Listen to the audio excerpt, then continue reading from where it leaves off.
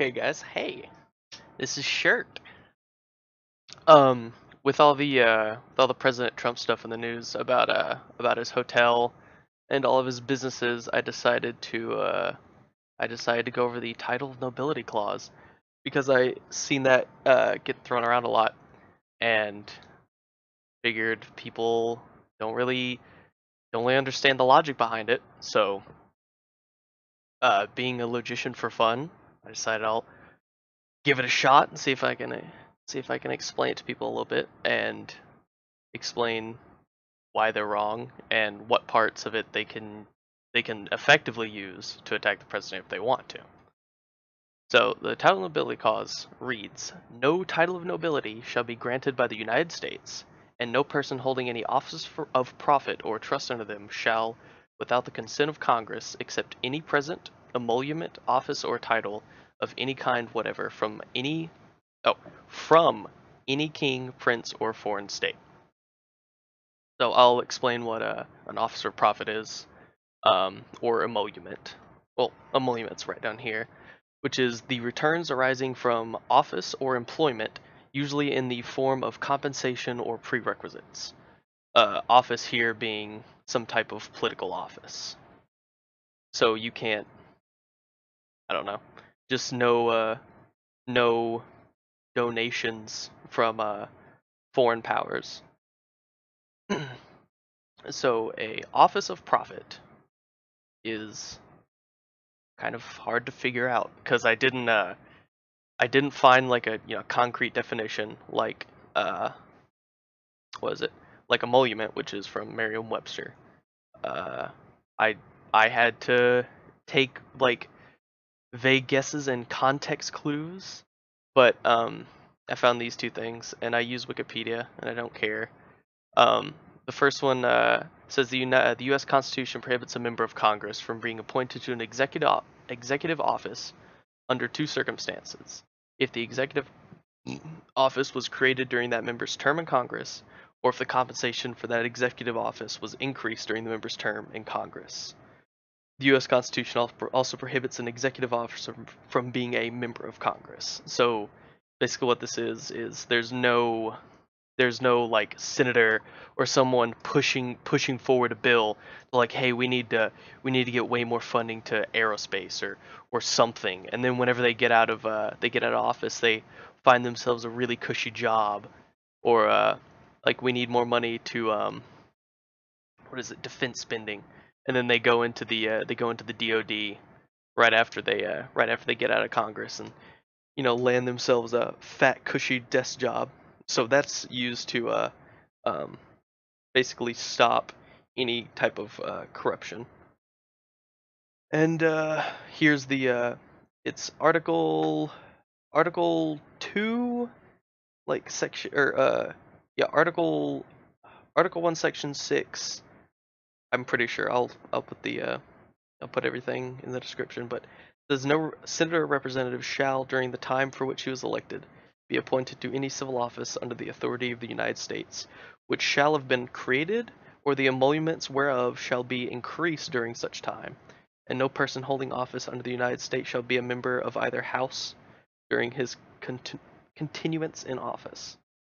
So, yeah, you can't be giving more money to to any type of executive branch um, bureaucracy, and then get a job in there, because it could have been for your own benefit. Give us more money and we'll give you a job, like I said. So the important part of the title nobility clause is this one. It's shall receive no present emolument, office, or title of any kind from any king, prince, or foreign state. And what I've seen people get hung up on is, let me do this. Is this that that throws people off. So, in English, a preposition precedes a noun or pronoun to show the noun or pronoun's relationship to another word in the sentence. Okay, that makes pretty good sense. Did I? Yeah. So we have present emolument, office, or title from any king, prince, or foreign state. That's how it works. You can't receive any of this from any of those. So if you're familiar with what classes are, I don't know, if you're familiar with what classes are, two separate classes, and if there's something from both classes, which I'll show you in a second, if there's something from both classes, then that's bad, because if both of those are true, that's illegal. So let me go back to here. So I'm going to introduce some pretty basic truth tables that we're going to need, because I'm going to diagram them down here, or diagram most of it, the stuff that matters, because there's one part that doesn't change anything, because we're talking about the president here, and that's the I forget. I don't know. Maybe I diagrammed it. I think I did. So you have two really basic types: a conjunct and a disjunct. A conjunction is only true if both conjuncts are true. That's the only time whatever the conclusion of that conjunct is will be true. And then a disjunct is if one of them is true, then the conclusion is true, whatever that conclusion is. So, yeah. So I broke down more of it. No person holding any office for profit or trust into them, and then present emolument, office, or title of any kind, whatever, and then the operative phrase some, and then or from, not some, from any king, prince, or foreign state. So if we just assign, arbitrary stuff, arbitrary variables to each of these, because we're going to be diagramming this. Just right there. I don't know. You can do whatever for reference, because I don't have enough fucking space on here. So, yeah, this is gonna look like a mess, but this is the sentence diagrammed. Again, I didn't have enough space for it to be large enough for you to read it, but keep everything on the same line. So what we have is we have this conjunct right here, which is all of the things the people cannot receive, and then who they cannot receive them from. So if we look at the truth tables, you have these two conjuncts, or these two disjuncts, which means if any one of these, let me do this, if any one of these are true, and this is a conjunction, any of these are true, then whatever that conclusion is, which would illegality is the conclusion of this whole thing is illegality. I just didn't diagram the conclusion because I didn't fucking feel like it. So if any of these are true, that means over here, that means that if any of these are true, that means this whole thing is true. So if you look over here, you have P and Q. All you need is 1. So if you have 4, all you need is 1 to make this whole statement true.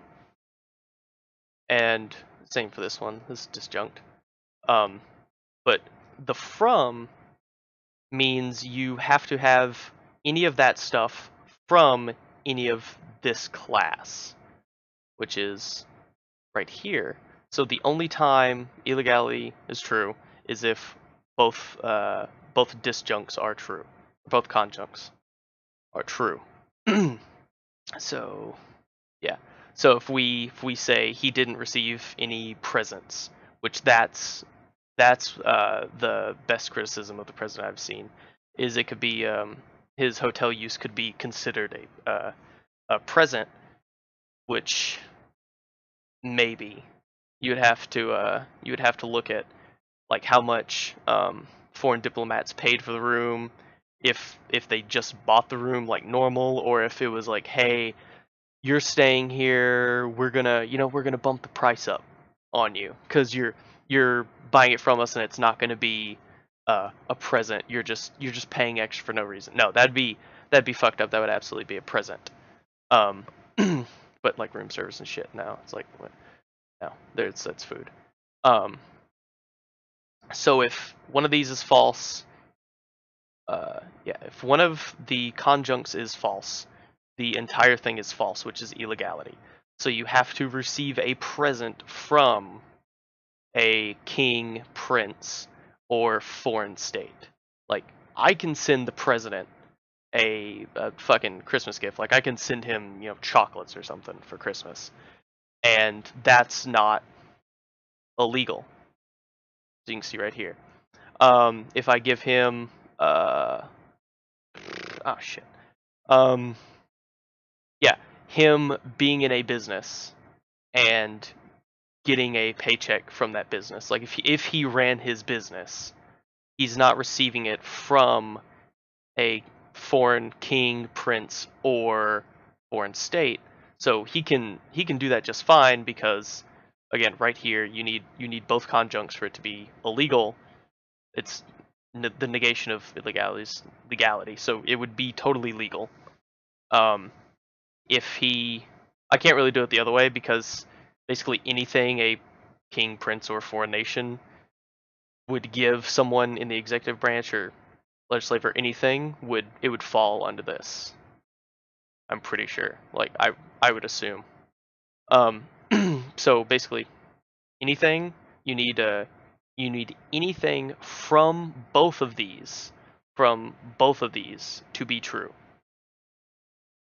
for it to be illegal. So next thing. Oh no. Okay. Let me look at this. Yeah, consent with or without the consent of Congress.